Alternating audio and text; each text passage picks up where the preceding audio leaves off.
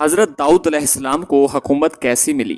اس کے بارے میں مفسرین نے لکھا ہے کہ جب طالوت رحمت اللہ علیہ جو کہ بنی اسرائیل کے ایک نیک شخص تھے، وہ جب بادشاہ بنے تو طالوت رحمت اللہ علیہ نے بنی اسرائیل کو جہاد کے لیے تیار کیا اور ایک کافر بادشاہ جالوت سے جنگ کرنے کے لیے اپنی فوج کو لے کر میدان جنگ میں نکلے۔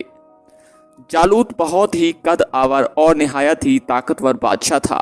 وہ اپنے سر پر لوہے کی جو ٹوپی پہنتا تھا اس کا وزن 300 رطل تھا۔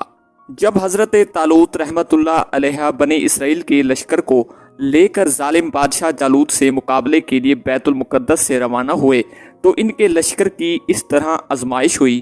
قرآن پاک میں ارشاد ہے، جس کا ترجمہ ہے، طالوت بولا، بے شک اللہ تمہیں ایک نہر سے آزمانے والا ہے، تو جو اس کا پانی پیے وہ میرا نہیں اور جو نہ پیے وہ میرا ہے۔ جب دونوں فوجیں میدان جنگ میں لڑائی کے لیے صف آراں کر چکی تو حضرت طالوت نے اپنے لشکر میں یہ اعلان فرما دیا کہ جو شخص جالوت کو قتل کرے گا میں اپنی شہزادی کا نکاح اس کے ساتھ کر دوں گا اور اپنی آدھی سلطنت بھی اس کو عطا کر دوں گا۔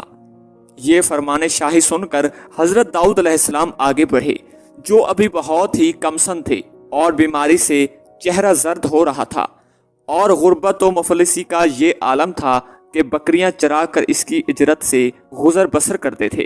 روایت ہے کہ جب حضرت داؤد علیہ السلام گھر سے جہاد کے لیے روانہ ہوئے تھے تو راستے میں ایک پتھریا بولا کہ اے حضرت داؤد، مجھے اٹھا لیجئے کیونکہ میں حضرت موسیٰ علیہ السلام کا پتھر ہوں۔ پھر دوسرے پتھر نے آپ کو پکارا کہ اے حضرت داؤد، مجھے اٹھا لیجئے کیونکہ میں حضرت ہارون علیہ السلام کا پتھر ہوں۔ پھر ایک تیسرے پتھر نے آپ کو پکار کر عرض کیا کہ اے حضرت داؤد علیہ السلام، مجھے اٹھا لیجئے کیونکہ میں جالوت کا قاتل ہوں۔ آپ علیہ السلام نے ان تینوں پتھروں کو اٹھا کر اپنے جھولے میں رکھ لیا۔ جب جنگ شروع ہوئی تو حضرت داؤد علیہ السلام اپنی گوپھن لے کر صفوں سے آگے بڑھے، اور جب جالوت پر آپ کی نظر پڑی تو آپ نے ان تینوں پتھروں کو اپنی گوپھن میں رکھ کر اور بسم اللہ پڑھ کر گوپھن سے تینوں پتھروں کو جالوت کے اوپر پھینکا، اور یہ تینوں پتھر جا کر جالوت کی ناک اور کھوپڑی پر لگے اور اس کے بھیجے کو پاش پاش کر کے سر کے پیچھے سے نکل کر 30 جالوتیوں کو لگے اور سب کے سب مقتول ہو کر گر پڑے۔ پھر حضرت داؤد علیہ السلام نے جالوت کی لاش کو گھسیٹتے ہوئے لا کر اپنے بادشاہ حضرت طالوت کے قدموں میں ڈال دیا۔ اس پر حضرت طالوت اور بنی اسرائیل بے حد خوش ہوئے۔